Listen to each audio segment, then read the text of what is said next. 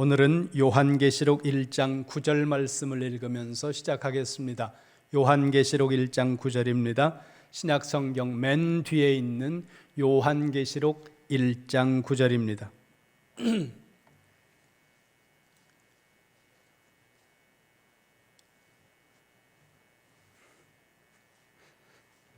같이 봅니다. 시작.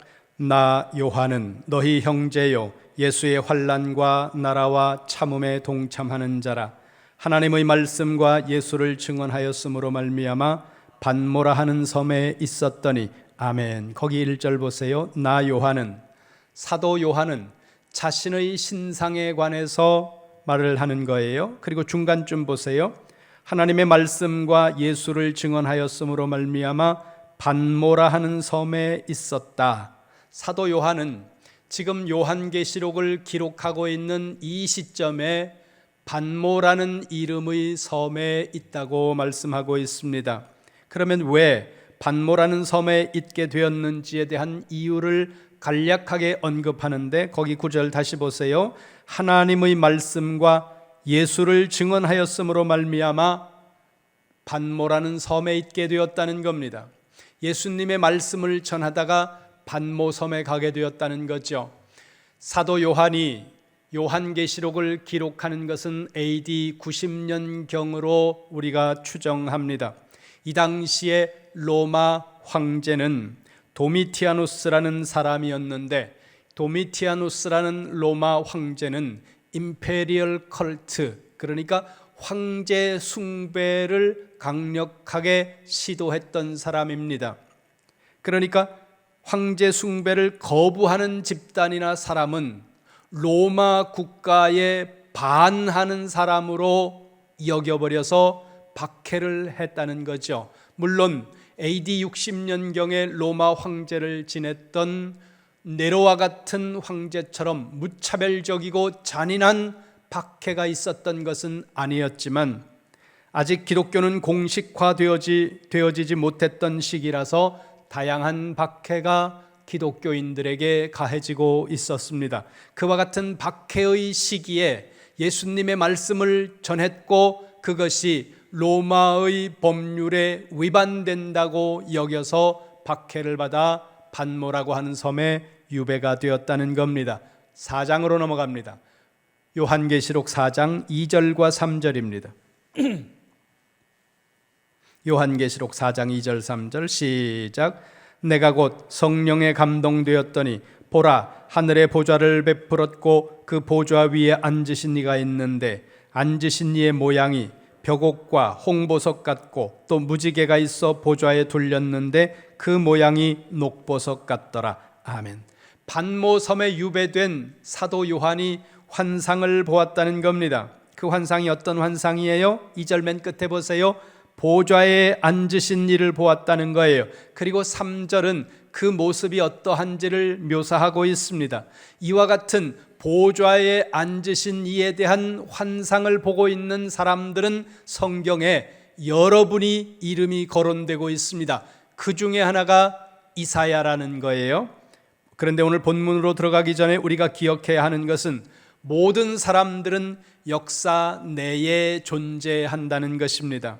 모든 것은 역사 내에서 해석해야 된다는 거죠. 왜냐하면 사람이 역사 내적 존재이기 때문에 그 역사 내에서 그 상황을 해석해야 된다는 겁니다. 이 말씀은 상황이 다르면 동일한 현상도 의미가 달라질 수 있다는 것을 지칭한다는 거죠. 오늘 우리가 이사야 선지자가 본 환상에 주목하고 있는데, 이사야가 본 환상 역시 역사 내에서 해석해야 된다는 겁니다. 역사 내에서 해석해야 된다는 의미는, 선지자 이사야가 본 환상을 선지자 이사야의 역사적 배경 안에서, 그의 컨텍스트 안에서 이사야의 환상을 해석해야 된다는 겁니다. 그래서 오늘 말씀의 대부분은 이사야가 살고 있는 그 당시의 역사적 배경에 대한 설명을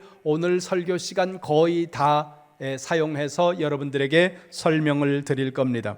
그렇게 이사야 선지자가 사역을 했던 역사적 배경에 관해 살펴보면서 그 역사적 배경에서 선지자로 부르신 이사야를 향해서, 그리고 이사야가 사역했던 그 시대의 유대인들을 향해서 하나님은 그 환상을 통해 뭐라고 말씀하시는가, 그리고 이제 오늘 우리를 향해서는 무엇이라고 말씀하시는가, 그 부분에 주목해 보겠습니다. 이사야서로 갑니다. 이사야서 1장 1절입니다. 시작. 유다 왕 우시야와 요담과 아하스와 히스기야 시대에 아모스의 아들 이사야가 유다와 예루살렘에 관하여 본 계시라. 아멘. 이사야서 1장 1절에서 우리가 알 수 있는 것은 선지자 이사야가 사역을 했던 그 사역 기간이 상당히 길다는 것을 알 수 있습니다. 거기 보세요. 유다 왕 우시야부터 시작해서 요담, 아하스, 히스기야라고 하는 왕에 이어지기까지 4명의 왕이 통치하는 기간 동안 이어졌다는 거예요. 물론 우시야라는 왕이 통치한 기간이 52년이기 때문에 이걸 다 합치면 100년이 넘어갑니다. 그러니까 우시야 왕이 통치했던 전 기간을 우리가 이 이사야가 활동했던 시간으로 볼 필요는 없는 거죠. 그러면 우시야 왕의 어느 시점에 이사야가 등장하고 있는지 오늘 본문 속에서 그것을 말씀한다는 겁니다. 6장으로 넘어갑니다. 이사야서 6장 1절입니다. 이사야서 6장 1절 시작. 우시야 왕이 죽던 해에 내가 본즉 주께서 높이 들린 보좌에 앉으셨는데 그의 옷자락은 성전에 가득하였고. 아멘. 우시야라는 왕은 솔로몬이 죽은 이후 이스라엘이 남과 북으로 분열된 다음에 남쪽 유다의 10번째 왕이 우시야라는 왕입니다. 그리고 말씀드린 대로 이 우시야 왕은 52년간을 통치했다는 거죠. 그 우시야가 죽던 해에 선지자 이사야가 환상을 보는 겁니다. 8절로 갑니다. 8절 시작. 또 내가 주의 목소리를 들으니 주께서 이르시되 내가 누구를 보내며 누가 우리를 위하여 갈고 하시니 그때에 내가 이르되 내가 여기 있나이다 나를 보내소서 하였더니. 아멘. 이사야서 6장 1절의 환상은 아모스의 아들 이사야가 선지자로 부르심을 받는 소명과 연결되어 있다는 말씀입니다. 그러니까 우시야가 죽던 해에 선지자 이사야는 선지자로 부름을 받았다는 거죠. 역사적으로 보면 우시야 왕이 죽던 해는 BC 740년으로 봅니다. 여러분들이 한 가지 염두에 두어야 할 것은 역사는 과거로 거슬러 올라갈수록 추정치가 증가한다는 것입니다. 따라서 과거로 높이 거슬러 올라갈수록 정확도는 감소하고 추정치는 확대되기 때문에 연도마다 학자들의 계산에 의해서 몇 년씩 착오가 있다는 점을 여러분들이 염두에 두셔야 된다는 겁니다. 그래서 제가 우시야가 740년에 죽었다 이렇게 말했는데 어떤 분이 739년 이렇게 말하는 분들이 있습니다. 이상한 것이 아니라는 거예요. 왜냐하면 정확한 연도가 역사 속에 기록이 없기 때문에 추정치를 통해서, 연구를 통해서 우리가 추정한다는 거예요. 다시 말씀드립니다. 우시야 왕이 죽은 해가 BC 740년이고 히스기야 왕이 죽은 것이 BC 686년입니다. 다 아시겠지만 한번 짚고 넘어갈 것은 BC는 숫자가 클수록 과거예요. AD는 숫자가 클수록 현재라는 거예요. 0을 놓고 여러분들이 BC는 1, 2, 3, 4, 5, 6 이렇게 이쪽으로 가고 AD는 이쪽으로 가기 때문에 그 부분을 여러분들이 이해하셔야 된다는 거예요. 자, 다시 말씀드립니다. 우시야 왕은 BC 740년에 사망하고 히스기야 왕은 우시야 왕 다음에 그 다음 왕이 히스기야 왕입니다. 히스기야 왕은 BC 686년에 세상을 떠난다는 거죠. 그러면 짧게 잡으면 40년이고 길게 잡으면 55년 정도를 히스기야는 선지자로 활동했다는 거죠. 그렇다면 아모스의 아들 이사야가 하나님의 부르심을 받아서 선지자로 사역하던 이 시기에 역사적 배경과 상황은 어떠했는가, 이 부분에 초점을 맞추고 이 부분에 관해서 여러분들이 잘 들으셔야 돼요. 제가 말씀드린 대로 오늘 말씀의 거의 95%는 역사적 배경을 설명하는 것에 치중을 할 겁니다. 그런데 이사야서 이 당시, 이사야가 활동하던 이 당시보다 그 앞과 그 전후를 다 통틀어서 이야기를 할 것이고, 여러분들이 조선 왕조를 이렇게 보면 태종, 태세, 문단세 이렇게 가지고 쭉 여러분들 머릿속에 있으니까 어느 왕 그러면 대충 이렇게 기억이 되는데, 이 사람들은 여러분들이 그런 기억이 여러분들 머릿속에 데이터가 없다는 거예요. 그래서 왕을 얘기하면 그 사람이 남쪽인지 북쪽인지도 잘 헷갈리고 이 사람이 앞인지 뒤인지도 잘 헷갈릴 수 있다는 거예요. 그러나 들어보시기 바랍니다. 우시아가 어떤 상황 속에서 살았느냐, 이것은 우시아에게 주어진 환상을 어떻게 해석할 것인가와 중요한 의미가 있다는 거죠. 그런데 우시아의 상황을 보기 전에 먼저 다윗과 솔로몬 시기를 보아야 됩니다. 왜냐하면 다윗과 솔로몬 시기는 이스라엘 역사상 가장 찬란했던 시기거든요. 이 시기는 BC 1000년부터 930년 사이를 우리가 보고 있습니다. 1010년이나 1000년부터 930년 이 사이가 다윗과 솔로몬이 통치하던 약 80년 정도의 시간이라는 거죠. 사무엘하로 갑니다. 사무엘하 8장 1절 큰 목소리로 같이 읽겠습니다. 시작.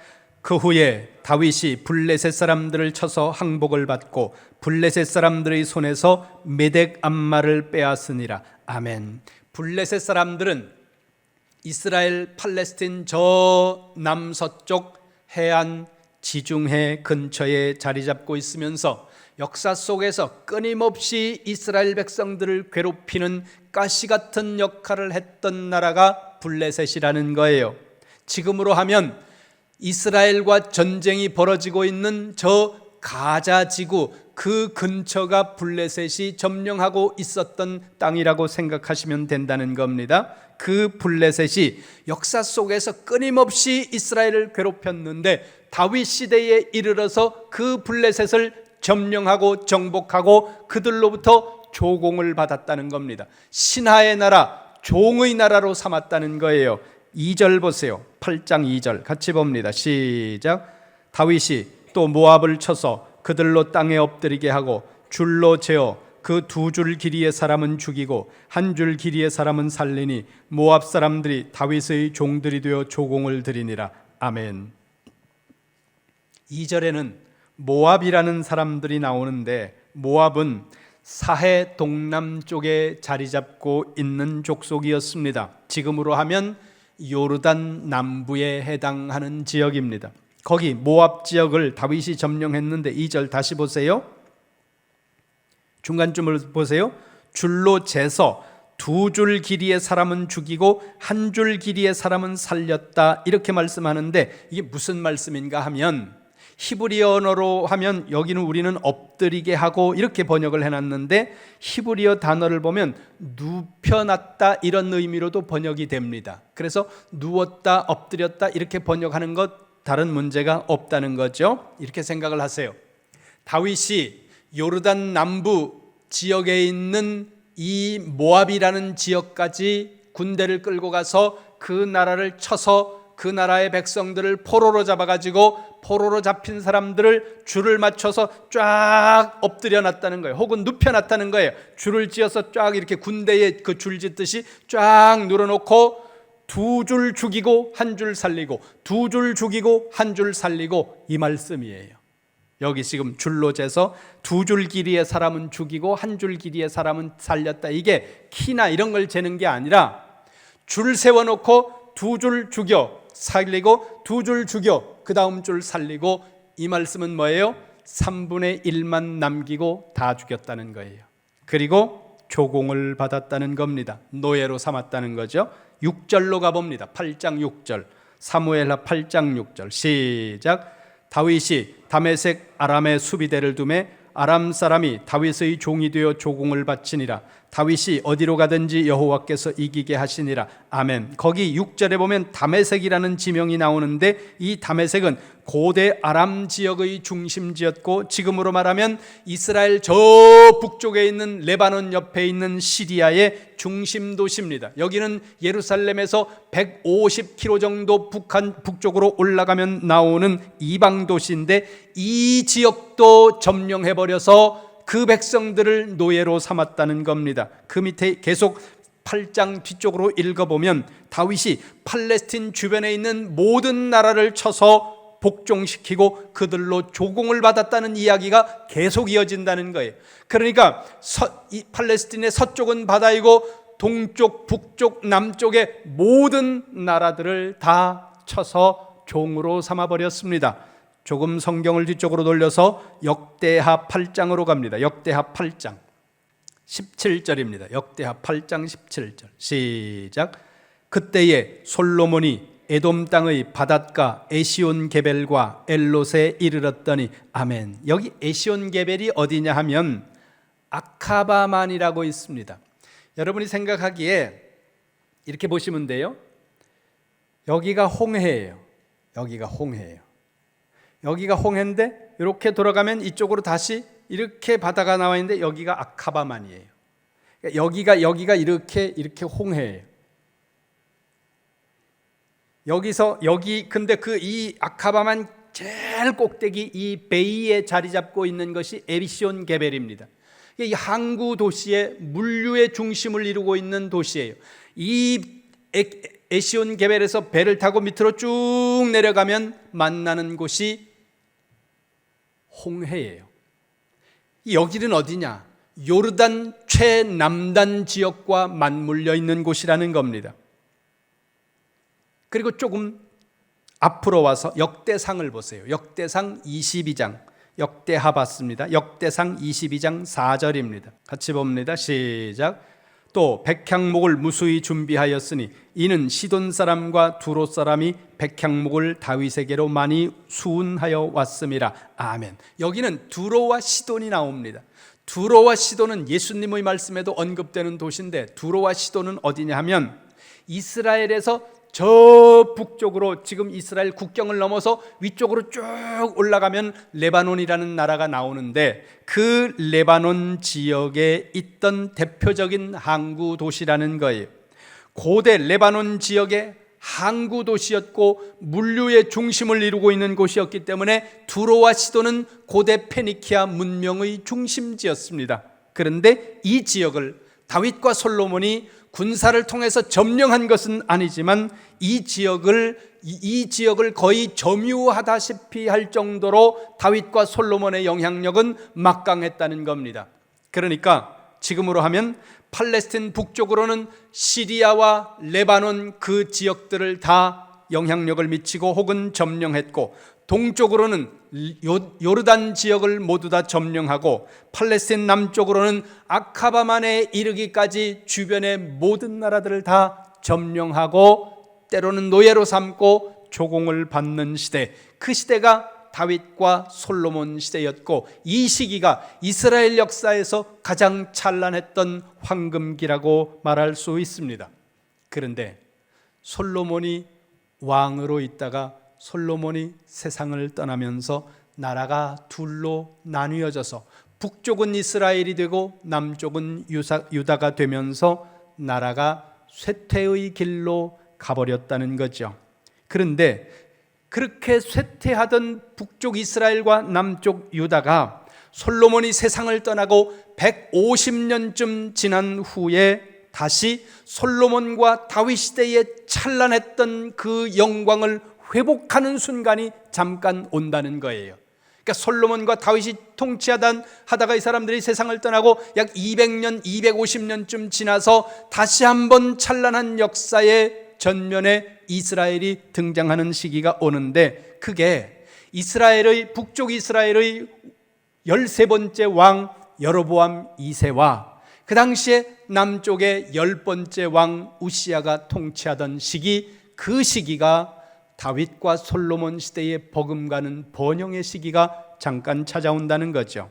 그런데 BC 753년에 북쪽 이스라엘의 여로보암 2세라는 왕이 세상을 떠나고 10년쯤 지난 다음에 BC 740년쯤에 남쪽의 우시야라는 왕이 세상을 떠나면서 잠시 찾아왔던 그 영광스러운 시기가 사라지는데, 이번에는 서서히 사라지는 게 아니라 한순간에 폭삭 몰락을 해버린다는 겁니다.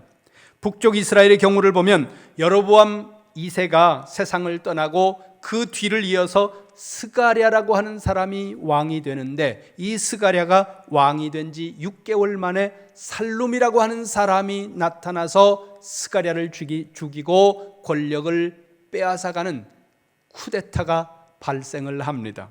그런데 살룸이라는 사람이 왕이 된 지 한 달 만에 다시 쿠데타가 일어나서 또 왕조가 뒤집히는데, 그때 쿠데타를 일으킨 사람은 므나헴이라는 사람입니다.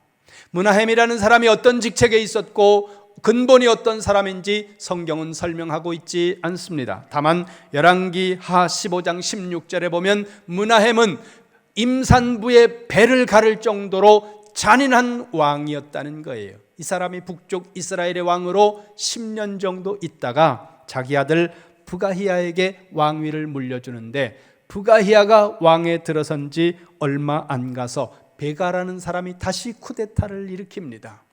13년 동안 어떤 사람은 한 달, 어떤 사람은 6개월 이렇게 있었지만 평균을 잡으면 2, 3년에 한 번씩 나라에 쿠데타가 일어나면서 혼란한 정국 속으로 빠지자 나라가 급격하게 몰락해버렸다는 거죠. 그렇다면 북쪽 이스라엘이 이런 상황일 때 남쪽은 어떤 상황이었을까요? 우시야라는 왕이 16살의 왕이 됩니다.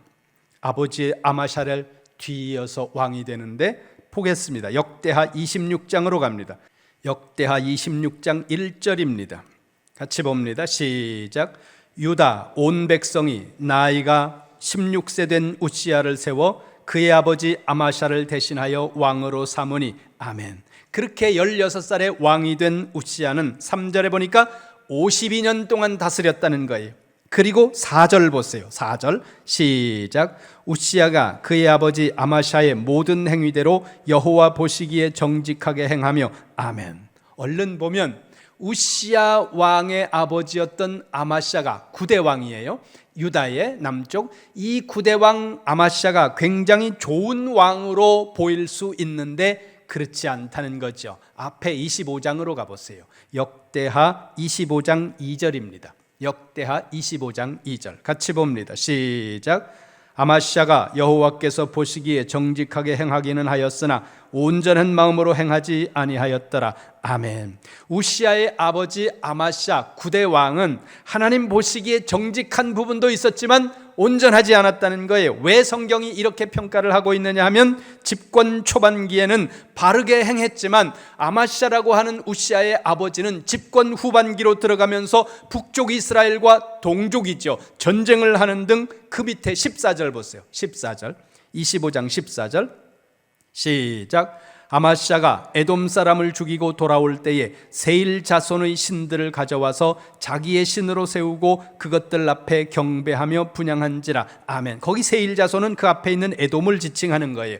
에돔은 에서의 후손입니다. 야곱의 형 에서의 후손인데, 지금으로 말하면 요르단 지역에 사해 동편에 살고 있었던 지역이거든요. 그 족속이거든요. 그 사람들을 쳐서 전쟁을 하고 그리고 전리품을 가지고 오는 도중에 에돔 사람들의 신을 가지고 와서 예루살렘에서 우상 숭배를 했다는 거죠. 그게 누구냐면 우시야의 아버지 아마샤라는 겁니다. 그러다가 역대하 25장 27절을 보세요. 역대하 25장 27절 시작. 아마샤가 돌아서서 여호와를 버린 후로부터 예루살렘에서 무리가 그를 반역하였으므로 그가 라기스로 도망하였더니 반역한 무리가 사람을 라기스로 따라 보내어 그를 거기서 죽이게 하고. 아멘. 아마샤가 거기 보세요. 하나님의 말씀을 버리고 하나님의 말씀대로 살지 않자 유다에서 반란이 일어나도록 만들고, 그 반란을 피해 아마샤 왕이 그 옆에 라기스라는 지역으로 도망갔는데 반란군이 군사를 라기스로 보내서 이 아마시아라고 하는 왕을 라기스에서 살해해 버렸다는 거예요. 그러니까 우시아의 아버지는 집권 초기에는 대단히 하나님의 마음에 들게 했는데 집권 후반기로 넘어가면서 하나님이 기뻐하지 않는 일들을 행함으로 말미암아 반란이 일어나고 반란군에 쫓기다가 라기스라는 곳에서 무참하게 죽임당했다는 겁니다. 그러니까 역대하 26장 4절에서 우시아 왕이 하나님 보시기에 정직하게 행했다고 하는 것은 전반기에 초점을 맞춘 기록이라는 겁니다. 그런데 아버지의 뒤를 이어서 왕이 된 이 우시아가 아버지가 간 길로 따라가는 거예요. 52년을 통치하는 동안 전반기에는 아버지처럼 바르게 행했는데 후반기로 가면서 교만해지고 범죄하는 길로 가버렸다는 거죠. 왜 그렇게 되었느냐? 역대하 26장 5절을 보세요. 역대하 26장 5절 보세요. 시작. 하나님의 묵시를 밝히 하는 스가랴가 사는 날에 하나님을 찾았고 그가 여호와를 찾을 동안에는 하나님이 형통하게 하셨더라. 아멘. 우시아 왕이 형통하게 바르고 정직하게 통치할 수 있었던 이유를 성경이 뭐라고 말씀합니까? 하나님의 묵시를 바로 하는 스가랴가 있었기 때문에 이 우시아의 통치가 바로 나갈 수 있었다는 겁니다. 그래서 여러분, 말씀을 바로 가르치는 목회자가 중요한 거예요. 하나님의 말씀을 잘 가르쳐 주던 스가랴가 세상을 떠나고 자기 힘은 더 강해지자 우시아가 어떻게 됐어요? 교만해지기 시작했습니다. 그래서 16절 보세요. 16절 시작. 그가 강성하여짐에 그의 마음이 교만하여 악을 행하여 그의 하나님 여호와께 범죄하되 곧 여호와의 성전에 들어가서 향단에 분향하려 한지라. 아멘. 우시아가 어떤 죄를 졌다고요? 교만해서 제사장만이 주관할 수 있는 제사를 왕인 자기가 드리겠다고 나선 겁니다. 그 모습을 보고 17절 보세요. 17절 시작. 제사장 아사랴가 여호와의 용맹한 제사장 80명을 데리고 그의 뒤를 따라 들어가서. 아멘. 우시아 왕이 교만해서 제사를 자기가 직접 드리겠다고 제사장들만이 들어갈 수 있는 성전 안으로 들어가는 것을 보면서 제사장 아사랴가 용감하고 힘 있는, 이 등치가 좀 있는 제사장들인 것 같아요. 그런 사람들 80명을 데리고 들어가서 왕을 제지시켰습니다. 그래도 왕이 말을 듣지 않고 자기 고집을 부리고 실랭이를 하고 있는 사이에 하나님께서 우시아 왕을 치심으로 말미암아 그 자리에서 한센병이 들어버렸다는 거예요. 그 뒤에 읽으면 나와요. 그래서 왕의 자리에 앉아있지 못하고 별궁에 갇히는 신세가 됩니다. 우시아 왕이. 그리고 우시아의 아들 요담이 아버지를 대신해서 왕의 권력을 행사하는데, 병든 아버지지만 아버지가 있었기 때문에 요담은 자기 마음대로 통치를 할 수 없었고, 아버지가 죽는 날까지 별궁에 있는 아버지와 때로는 갈등했었고 때로는 여러 가지 일들이 있었겠죠. 성경의 기록은 없지만. 그러다가 아버지가 죽고 요담 스스로 왕이 되어서 통치한 시기는 불과 5, 6년밖에 안 된다는 거죠. 그러다가 우시아의 아들 요담이 죽고 그 다음에 우시아의 손자인 아하스라고 하는 사람이 왕이 됩니다. 요담의 아들이죠. 12번째 유다의 왕이 되는데, 이 12번째 왕인 아하스라는 왕은 우리로 말하면 연산군 같은 자였습니다. 하나님이 보시기에 아주 악한 왕이었다는 거죠. 이것이 BC 950년쯤을 전후해서 일어나고 있던 남쪽 유다와 북쪽 이스라엘의 상황이었다는 거예요. 다시 말씀드리면 북쪽 이스라엘에서는 한치를 알 수 없는 정국의 불안함이 쿠데타가 연속해서 발생하면서 나라가 혼란한 속으로 빠져들어가고, 남쪽에서는 왕이 몹쓸 병에 걸려서 왕의 자리에 앉아있을 수도 없는 이런 상황에 혼란이 거듭되면서 남북으로 이스라엘과 유다는 급격하게 몰락의 길을 가게 된다는 겁니다. 이렇게 남쪽 유다와 북쪽 이스라엘의 정국이 불안한 가운데 나라가 혼란한 상황에 빠지자 주변에 있던 나라들이 기지개를 켜면서 이스라엘과 유다를 향해 도전을 해오기 시작합니다. 당시 북이스라엘과 남쪽 유다 주변에 있던 나라를 보면 유다 남쪽 해안에 블레셋이 있었고 남쪽에는 아말렉에서 좀 더 내려가면 이 당시에는 힘이 좀 빠져 있었지만 대제국 이집트, 애굽이 있었다는 거예요. 그리고 동쪽에는 에돔이 있었고 동남쪽에는 모압이 있었고 그리고 조금 더 위에는 암몬이 있었고 북쪽에는 아람과 페니키아가 있었고 그 아람 위에는 다시 큰 제국으로 이 몸집을 키워나가는 아수르가 그 위에 자리하고 있었다는 겁니다. 이렇게 보시면 돼요. 햄버거라고 생각하세요. 맨 위에 빵이 있잖아요. 여기가 아수르예요. 밑에 빵이 또 하나 있잖아요. 이게 이집트예요. 그리고 그 사이에 뭐 여러 가지 야채들이 들어가지 않습니까? 그게 주변에 있는 나라들이에요. 그리고 제일 가운데 뭐가 있어요? 패티가 있지 않습니까? 이 패티가 두 장이라고 생각하시면 돼요. 뭐예요? 남쪽의 유다와 북쪽의 이스라엘. 그런데 힘을 쓰고 있던 두 장의 패티와 같은 이 이스라엘과 유다가 힘이 한순간에 빠져버린 겁니다. 주변에 있는 나라들이 힘을 쓰기 시작하는 거예요.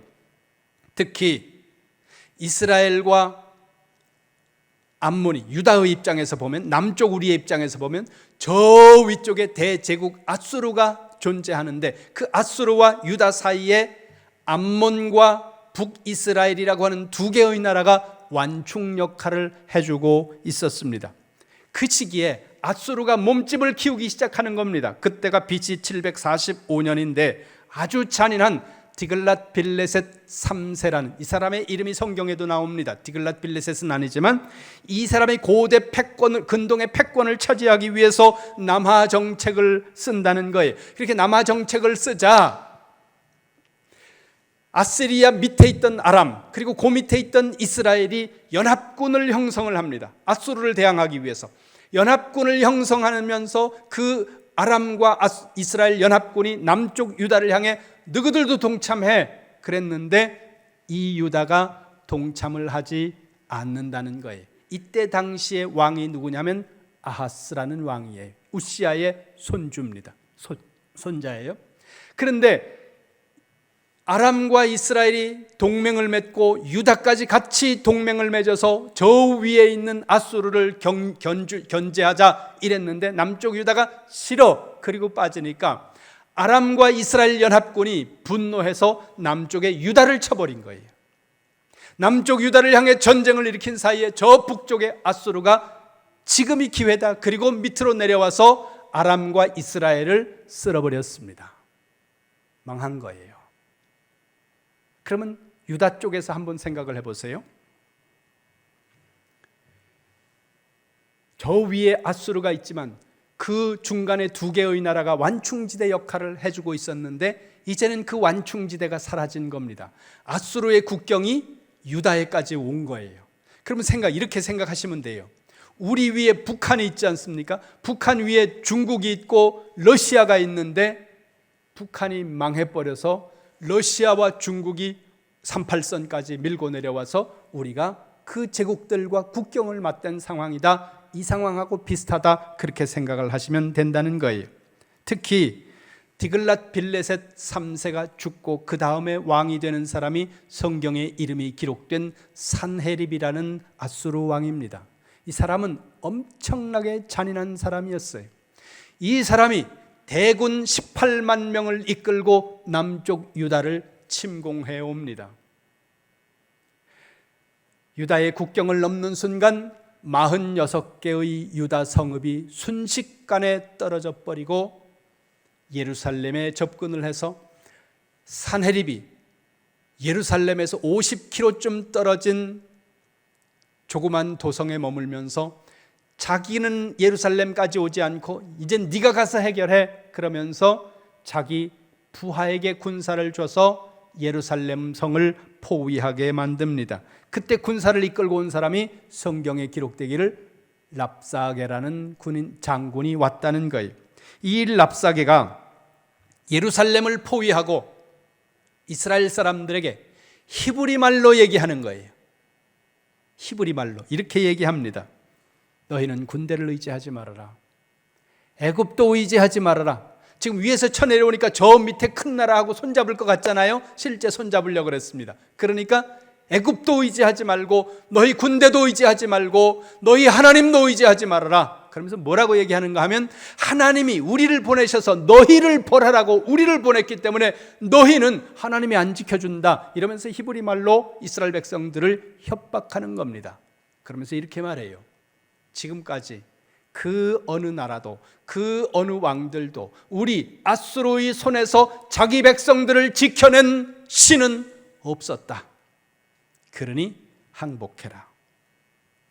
이게 이사야 선지자가 부름을 받던 시대에 유다의 상황이고 이스라엘의 상황이고 당시 국제 정세가 이런 상황에 놓여 있었다는 겁니다. 얼마나 두렵겠습니까? 얼마나 절망스럽겠습니까? 이런 절망과 두려움의 시대 한복판에 하나님은 한 사람을 불러내신다는 거예요. 그게 이사야라는 선지자입니다. 그런데 이사야를 불러내는 첫 장면이 오늘 우리가 읽은 6장 1절이에요. 다시 가보겠습니다. 6장 1절 같이 봅니다. 시작. 우시야 왕이 죽던 해에 내가 본즉 주께서 높이 들린 보좌에 앉으셨는데 그의 옷자락은 성전에 가득하였고 아멘. 이렇게 시작합니다. 우시야 왕이 죽던 해에. 여기서 우시야 왕이 죽던 해라는 이 말씀은 단순히 우시야가 죽었다 그리고 그게 몇 년이다 이것을 이야기하는 것이 아니라 제가 지금까지 긴 시간 동안 설명한 이 모든 말씀을 다 담고 있는 것이 이 한 절이라는 거예요. 우시야 왕이 죽던 그때 유다의 상황은 어떻고 이스라엘의 상황은 어떻고 당시 주변의 국제 상황은 이랬다는 거예요. 혼란과 전쟁과 두려움이 휘몰아치는 그런 상황 속, 그런 역사 속에 이 유다가 한치 앞도 알 수 없는 풍전등화와 같은 상태로 놓여 있었다는 겁니다. 그때 하나님이 보여주시는 환상이 높이 들린 보좌에 앉으신 하나님의 모습을 보여주셨다는 거죠. 무엇을 말씀합니까? 성경이 길게 설명하고 있지 않지만 성경 외적인 기록에 의하면 아수르 왕 산헤립이 잔인했다고 말씀드렸잖아요. 이 사람이 어느 정도로 잔인했느냐 하면 남하하면서 주변의 나라들을 정복해 나가면서 정복한 나라들의 백성들을 죽이는데 목을 잘라서 죽이고 그 목을 한 곳에 모아다가 싸놨는데 그 목을 싸놓은 그 모양이 산처럼 높았다. 이런 기록들이 성경 외적인 기록에 있다는 겁니다. 이 얘기를 유다 백성들이 들었겠죠. 이사야도 들었을 겁니다. 그런데 그 아수르가 밀고 내려오는 상황인 거예요. 이런 혼란스러운 상황 속에서 두려움에 빠진 이사야에게 하나님이 환상을 보여주시는 겁니다. 북쪽은 낮이고 밤이고 쿠데타가 일어나서 나라가 정신없이 돌아가고 있고 남쪽에는 왕이 있지만 왕의 자리에 앉을 수 없는 몹쓸 병에 걸려서 전국이 불안정한 이런 때에 한치 앞을 알 수 없는 칠흑 같은 역사의 소용돌이 속에 있다는 거예요. 그래서 두려움 속에 있는 거예요. 이사야도 유다 백성들도. 그런 그들을 향해 하나님이 말씀하는 거예요. 이사야야 두렵냐? 유다 백성들 너희들 두렵냐? 두려워하지 마.